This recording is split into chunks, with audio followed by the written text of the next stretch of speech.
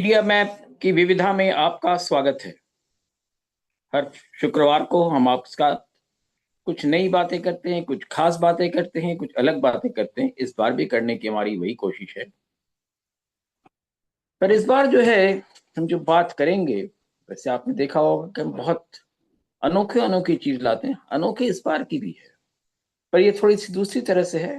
ये कुंभ चल रहा है और कुंभ में कुछ अगर होता है और वो थोड़ी लीक से हटकर होता है तो वो भी बताने की जरूरत मैं समझता हूँ आपको है। ताज मीडिया मैप के इस खास एपिसोड पर आपका स्वागत है। मैं प्रोफेसर शिवाजी सरकार हूं और आप हमारे चैनल को देखें, सब्सक्राइब करें, शेयर करें और हमारे साथ जुड़े। हम अलग अलग बातें करने की कोशिश करते हैं, आपका मनोरंजन करते हैं, पर कई बार सोचने को भी मजबूर करते हैं। आज हम आपका भरपूर खुशियां भी देंगे और आप सोचेंगे कि क्या ऐसा हो रहा है। जी हाँ, आज फिर आपको महाकुंभ मेले की सैर कराएंगे, साथ में इलाहाबाद की तकलीफों को से भी रूबरू कराएंगे। अनोखा देश है, आम जनता परेशान है, नेता खुशी से झूम रहे हैं। जिला इलाहाबाद या प्राचीन नाम इलाहाबाद, नेताओं की खुशी से दूर, जाम से परेशान है। हर शहर के हर रास्ते आज सुबह भी लोगों की जो हुजूम आ रही है, लोगों की जो भीड़ आ रही है, उससे सड़कें जाम है। पर साथ में जितने भी लोग आए नहीं आए वो तो अलग बात है। कुंभ में तो लोगों का ही त्योहार है, ये नेताओं का त्योहार नहीं है। पर नेता भी आ रहे हैं और नेता आ ही नहीं रहे हैं। नेता तरह तरह से आपका मनोरंजन कर रहे हैं, वो जल क्रीड़ा कर रहे हैं, फोटो खिंचवा रहे हैं और कह रहे हैं कि हम काम कर रहे हैं। ये भी एक काम करने का नया तरीका है। वो स्विस कॉटेज में रहते हैं और हजारों आदमी जो है खुले में ठंड में बिना छत के पड़ा रहता है। तमाम लोग बीमार हो रहे हैं, तमाम लोगों को कुछ भी खाने को नहीं मिल रहा है। फिर भी आस्था है, आस्था का त्योहार है, आस्था पे वो पहुंच रहे हैं।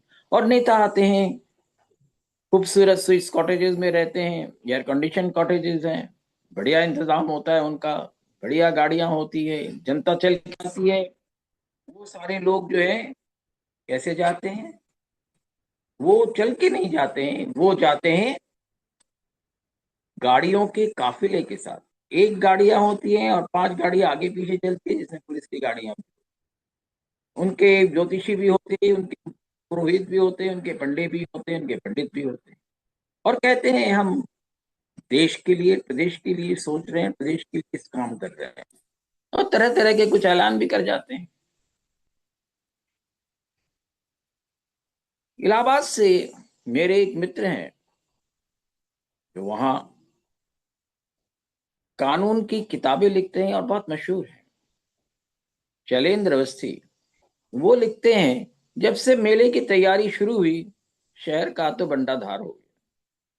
बड़े बड़े नेता दर्जनों गाड़ियों का काफिला लेकर मेला क्षेत्र में नाच रहे हैं और इसकी वजह से यातायात नियंत्रण करने में अधिकारियों को दिक्कत होती है।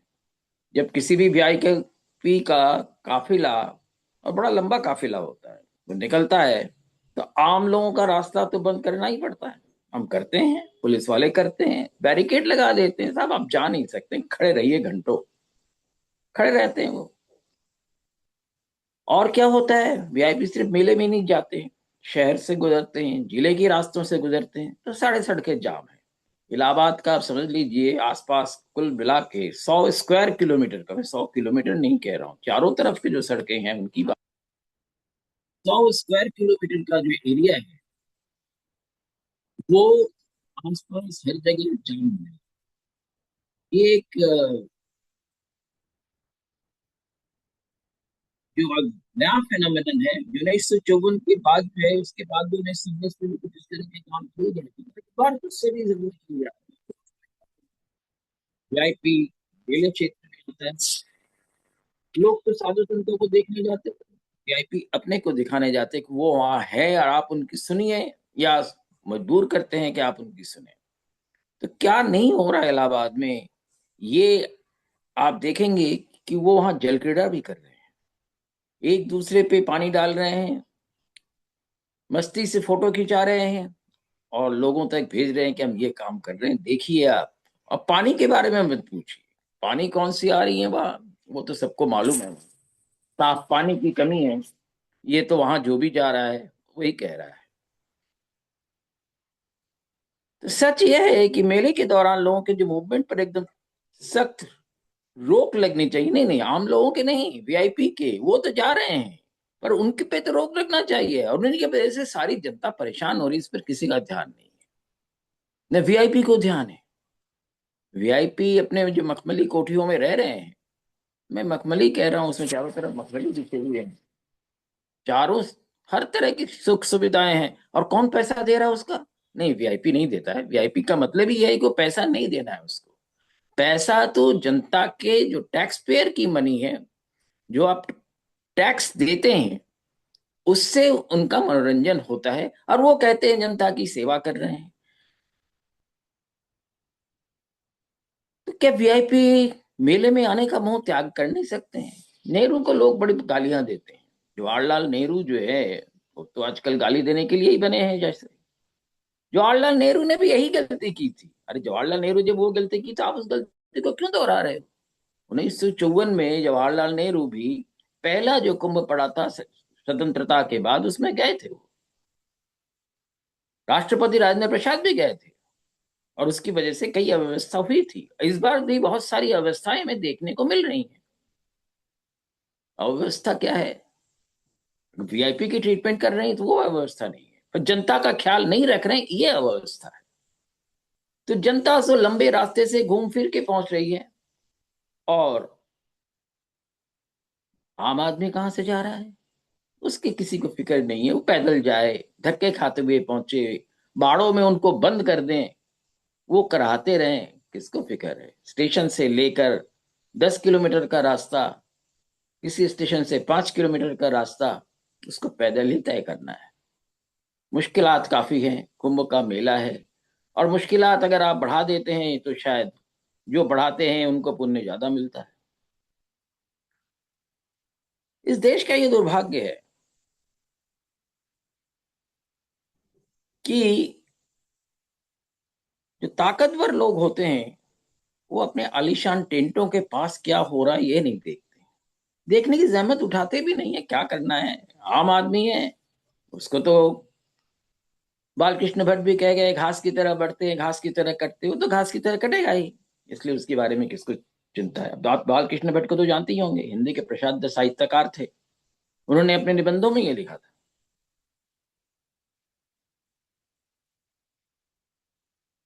तो ताकतवर लोग जो है, पवित्र कुंभ में जहाँ भजन कीर्तन ध्यान करना चाहिए, वहां जल क्रीड़ा कर रहे हैं, एक दूसरे पर पानी फेंक रहे हैं, करदाताओं के पैसे से महंगे गर्म टेंटों में रहते हैं। वे एक ईमानदार आदमी है। वहीं दूसरी ओर हजारों लोग कुंभ में ठंडी सर्द रातों में खुले आसमान के नीचे रहने को मजबूर है, कोई उनका ख्याल नहीं रखता है। ताकतवर लोग अपने आलिशान टेंटों के पास कुछ हो रहा है तो क्यों देखें? उनका जो व्यवहार है, उसने पूरे प्रयागराज, यही तो कह रहे हैं आजकल नया नाम डाल दिया है, जो नाम कहीं है वह नहीं, तीर्थराज प्रयाग तो जरूर है, और प्रणाम करते हैं तीर्थराज को। चारों तरफ बैरिकेड लगा दिया है, जिससे जिले में 100 किलोमीटर तक, जैसा मैंने कहा, जाम लग जाता है। और आशीर्वाद पाने के बजाय ये जो वीआईपी लोग आते हैं, संगम को प्रदूषित कर रहे हैं, और जनता उनको श्राप दे रही है। देखते जाइए क्या हो रहा है, लोग उन्हें कोसते जा रहे हैं। सभी जानते हैं कि वो क्यों यहाँ पहुंचे हैं। वे चुनाव प्रचार करने पहुंचे हैं। एक बाई इलेक्शन हो रहा है, इलाहाबाद से बहुत दूर नहीं है, अयोध्या के पास है। वहां की बाई इलेक्शन में के जो सारी, ये दिखाने के लिए कि हम हिंदू हैं और कितना हम, हमें श्रद्धा है, तो यहाँ हम आके लाखों रुपए के टेंटों में रहते हैं, करोड़ों रुपए के सेवाएं प्राप्त करते हैं, लोगों को परेशान करते हैं। गलती हो गई शायद मुझसे, चुनाव की बात कुंभ के दौरान मुझे नहीं करना चाहिए था, पर क्या कह रहे, जब लोग चुनाव का प्रचार वहीं से कर रहे हैं, तो जनता को बताने का काम तो हमें ही है। क्षमा करें, शायद विषय से थोड़ा भटक गया। फिर भी अभी कुछ लोग हैं जो इस पवित्र संगम पर राजस्वी दिखावे से व्यथित है, लेकिन वे लोग किसानों और मतदाताओं को परेशानियों को नहीं देख पा रहे हैं। महंगाई से उनका कोई सरोकार है ही नहीं, क्योंकि महंगाई तो उनकी महंगाई को आप झेल रहे हैं। आप ज्यादा कर देते हैं, उनको ज्यादा मजा आ रहा है। और दुर्भाग्यवश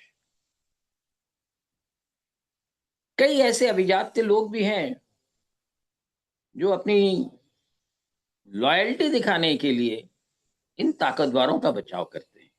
तो कुंभ कहीं अपने प्राणायाम, ध्यान और सारे विश्व से जो संवाद करने का, धर्म की रक्षा करने की बात जो है, कहीं भटक गया है क्या? नहीं, कुंभ इससे नहीं भटका। कुंभ अपने उस पर काबिज है। अखाड़े ये काम कर रहे हैं, पर नेता अपना काम कर रहे हैं। आज विविधा में इतना ही। आप इसको देखें, इसके साथ कुछ हमने तस्वीरें भी दी हैं, उसे भी देखें, इसको शेयर करें। प्रोफेसर शिवाजी सरकार से आपका नमस्कार। और हमारे साथ अब जुड़े रहें, सब्सक्राइब करें, शेयर करें। धन्यवाद।